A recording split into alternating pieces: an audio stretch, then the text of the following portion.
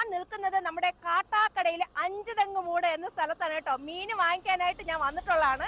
അപ്പൊ എന്തായാലും ഒരു കുഞ്ഞു വീഡിയോ എടുത്തു പോകാന്ന് കരുതിയിട്ടുണ്ട്. കാരണം മീന് ഒരുപാടുണ്ട് കേട്ടോ.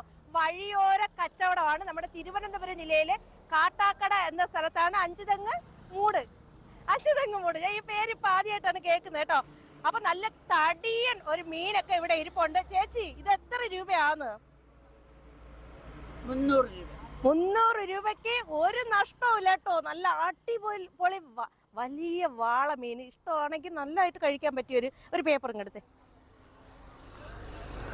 എൻ്റെ പ്രിയ സുഹൃത്തുക്കൾക്ക് ഞാൻ വേറൊരു യാത്ര പോകാനും കൂടെ വന്നതാണ് കണ്ടോ.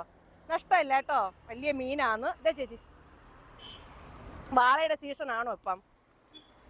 ആ ഇല്ല എങ്കിലും വാള കിട്ടുന്നുണ്ട് അല്ലേ നമുക്ക്. അപ്പൊ നമുക്കത് ഇങ്ങോട്ട് വിശക്കണമെന്ന് ഒന്നും കൊണ്ടുവരാതെ എന്ത് വീട്ടിൽ നിന്ന് ഫുഡ് കൊണ്ടുവന്നില്ലേ? അതെന്ത് പറ്റി?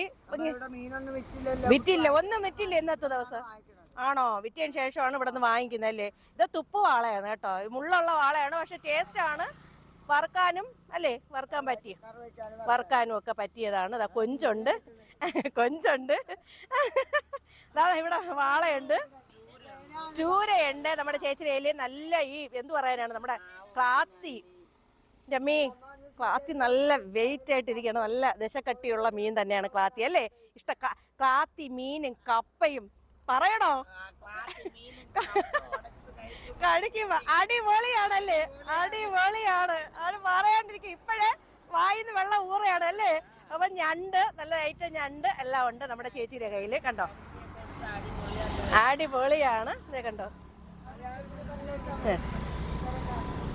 എല്ലാ ഐറ്റവും ഇവിടെ ഉണ്ട് കേട്ടോ. അപ്പം വഴിയോര കച്ചവടം, വഴിയോര കാഴ്ചകൾ. ഞാൻ മീൻ വാങ്ങിക്കാൻ വന്നപ്പോൾ ജസ്റ്റ് എടുത്തു പോയെന്നുള്ളൂ. എൻ്റെ പ്രിയ സുഹൃത്തുക്കൾ ഇതുവഴി പോകുമ്പോൾ ഇവിടെ ഇറങ്ങി മീൻ വാങ്ങിക്കുക. നല്ല ലാഭത്തിന് കിട്ടുമല്ലേ, വളരെ ലാഭത്തിനുണ്ട് കേട്ടോ. ആ വാളയൊക്കെ തന്നെയെങ്കിലും അത്രയും രൂപയ്ക്ക് കിട്ടുന്നത് തന്നെ വലിയ ഭാഗ്യമാണ്. അപ്പം പുതിയ കുഞ്ഞു വിശേഷങ്ങളും കുഞ്ഞു കാഴ്ചകളും ഒക്കെ ആയിട്ട് ഞാൻ നിങ്ങളുടെ മുന്നിൽ ഓടിയെത്താം. അതുവരെ എല്ലാവർക്കും ടാറ്റാ ബൈ ബൈ, പോവുകയാണ് കേട്ടോ.